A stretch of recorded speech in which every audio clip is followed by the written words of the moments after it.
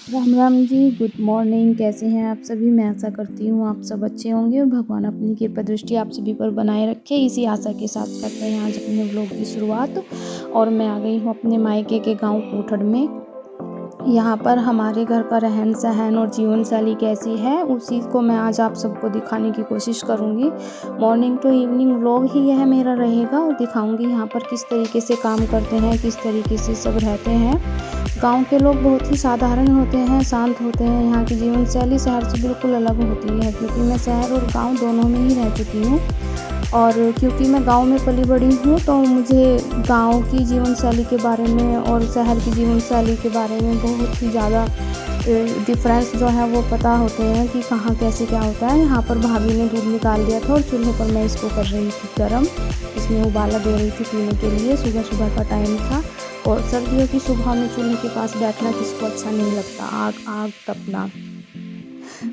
गाँव में मोस्टली जो काम लोग करते हैं वो एक तो पशुपालन का होता है और एक खेती बाड़ी का होता है। पर आजकल ऐसा नहीं है। आजकल हमारे गांव में तो बच्चे बहुत ही ज़्यादा सर्विस पर हैं। हमारे पापा जी और सब सर्विस पर थे, पर वही है जो अपनी जड़ों से जुड़े हुए होते हैं। हमारे यहाँ पर भी खेती बाड़ी का और पशुपालन का व्यवसाय तो होता ही है। गांव में लोग बहुत ही मेहनत का काम करना पसंद करते हैं और प्राकृतिक संसाधनों का इस्तेमाल जो है वो करते हैं।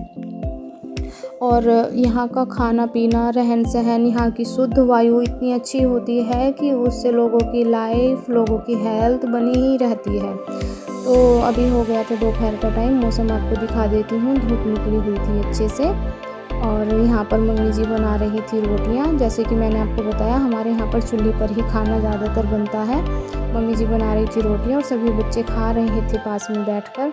हमारे यहाँ पर पहले से ही ये चलता आया है। जब हम छोटे थे, जब मम्मी रोटी बनाती थी, आप सभी को बोल रही हैं खाना खाने के लिए, तो हम भी मम्मी जी के पास बैठकर ही खाना खाते थे। और ऐसे ही अब वो अपने नाती नातिन को और पोते पोतियों को सबको खाना खिलाती हैं अपने पास बिठा कर ही। इसी चीज़ में सबको सुकून मिलता है वहाँ पर पास में बैठकर खाना खाना, ताज़ा ताज़ा।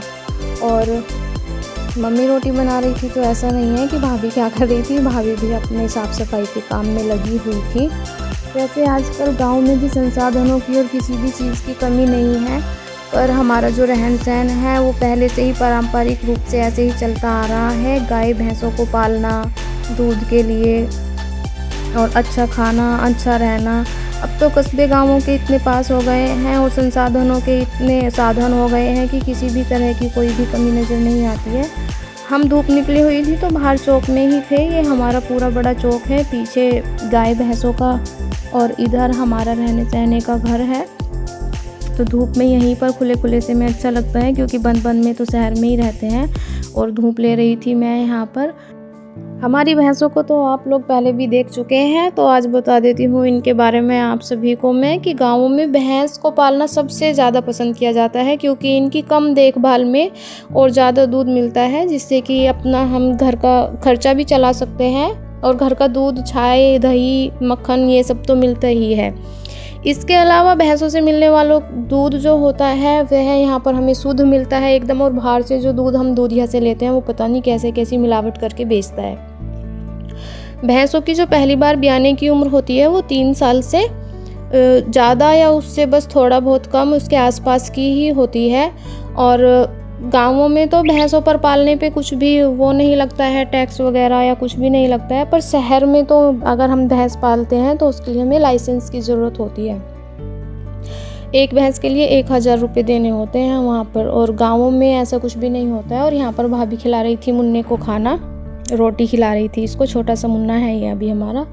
जिन लोगों के पास में शहरों में 2 या 2 से ज़्यादा भैंसें होती हैं उनको तो डेयरी पे की श्रेणी में नहीं रखा जाता है। जिनके पास में 8 या 10 भैंसें होती हैं उनको डेयरी की श्रेणी में रखा जाता है।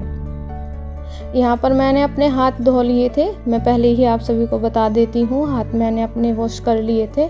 और उसके बाद में हम अपने कान्हा जी को मक्खन की रोटी का भोग लगाने के लिए तैयार करते हैं। तो सबसे पहले मैं यहाँ पर लेती हूँ एक गर्मा गर्म रोटी कान्हा जी के लिए और उस पर लगाती हूँ मैं ढेर सारा मक्खन। और ये जो हमारा मक्खन है मैं आपको दिखाती हूँ, ये सारा हमारा मक्खन हमारी भैंस के ही दूध का है, घर के ही दूध का है। इतना टेस्टी और इतना अच्छा ये होता है, शुद्ध एकदम।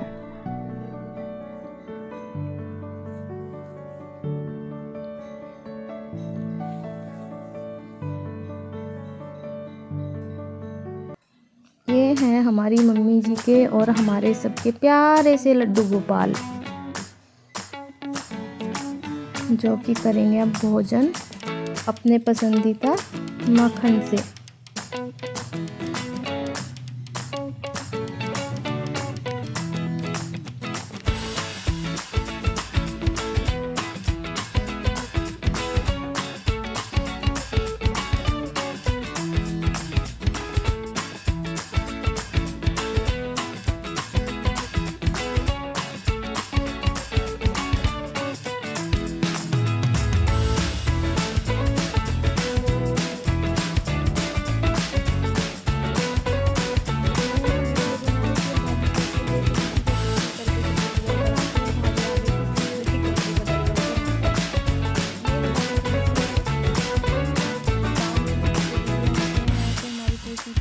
इसको बना रहे थे, खाना खिला रहे थे। इसने खाना तो खाया नहीं, पर इसको चाय बहुत पसंद है, ये पी रही थी चाय।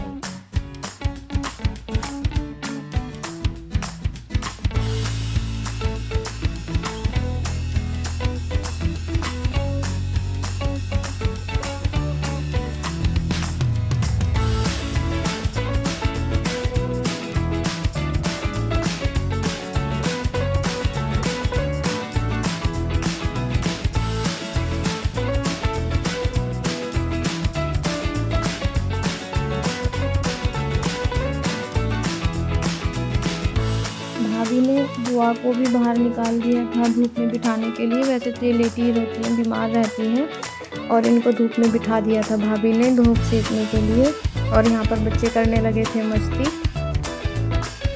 इनका चल रहा था डांस, हवन करेंगे और पता नहीं क्या क्या कर रहे थे आपस में।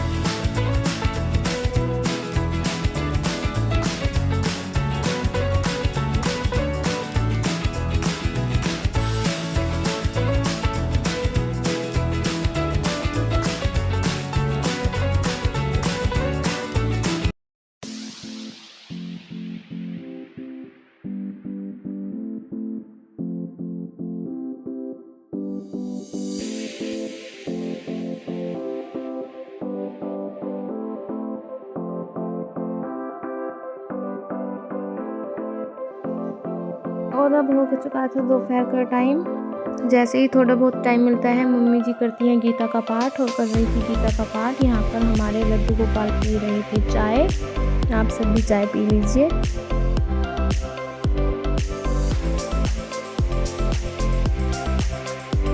और बच्चे बोल रहे थे कि बुआ जी चलो घेर में चलते हैं। भाभी आलू उबाल रही थी क्योंकि मम्मी जी का फास्ट था और आज उन्हें कुछ खाना नहीं था, सिर्फ आलू ही उबाले थे उनके लिए। यहाँ पर हम आ गए थे अपने प्लॉट में थोड़ा सा काम करने। बच्चों ने इतनी जल्दी से काम कराया। ये लकड़ियाँ फटाफट से उठाकर एक जगह लगा दी, क्योंकि बहुत से बच्चे यहाँ पर आते हैं और सर्दियों में देखकर ठंड का मौसम इनको आग जला करके बैठ जाते हैं। मम्मी कह रही थी कि इनको साइड में लगा दो।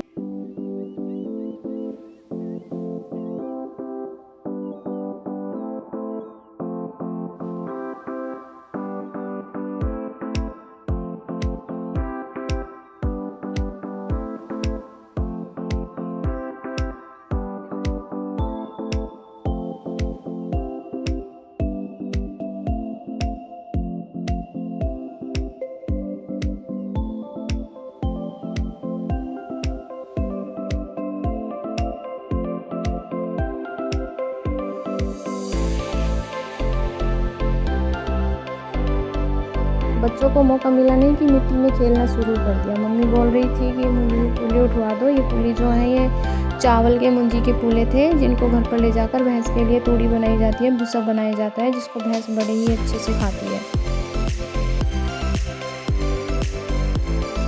बच्चे बोलने लगे कि हमें भी ले जाना है, हमें भी ले जाना है। और ये पता नहीं किस कीड़े मकोड़े ने अपना कैसा घर बनाया हुआ था। मम्मी जी को तो मैंने उठवा ही दिया था, इसको भी शौक लग गया पीहू को कि मुझे भी लेके जाना है। छोटा सा इसको दिया। इनमें बिल्कुल ही वजन नहीं होता है, बिल्कुल रुई के जैसे होते हैं ये, हल्के हल्के वेट में।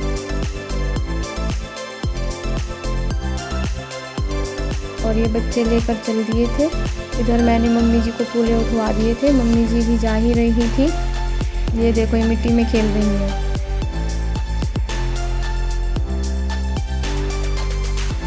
ये प्लॉट जो है बिल्कुल सड़क पर ही है, जिसकी वजह से उनको आवाज़ लगाई मम्मी जी ने कि मेरे साथ ही चलना है, क्योंकि सड़क पर वाहन बहुत ज़्यादा चलते हैं। धीरे धीरे से मेरे साथ ही चलना, और सब साथ चले गए थे। और हमने यहाँ पर किया था थोड़ा सा काम, थोड़े से हम घूम फिर कर पहुँच जाते हैं घर पर। और मम्मी जी भी घर पर चली गई थी खाना पीना खाकर। उसके बाद कर रही थी मम्मी जी आराम, और बच्चे कर रहे थे अपनी मौज मस्ती। मेरा व्लॉग अगर आपको अच्छा लगा हो तो please like share and subscribe ज़रूर करें, मुझे सपोर्ट करें। और अभी मैं पहले भी वीडियो में बता चुकी हूँ कि इतना ज़्यादा एक्सपीरियंस नहीं है वीडियोस बनाने का कैसे भी, तो आप मुझे अपनी सलाह दे सकते हैं कमेंट में कि किस तरह की वीडियो आपको अच्छी लगती है और आगे आप क्या देखना चाहते हैं मेरी वीडियो में। यहाँ पर शिवा और बच्चे कर रहे थे मस्ती, अपनी मामी का लहंगा पहनकर शिवा दिखा रहा था, और ये सब उसको छेड़ छेड़ कर डांस कर रहे थे। ऐसे ही मस्ती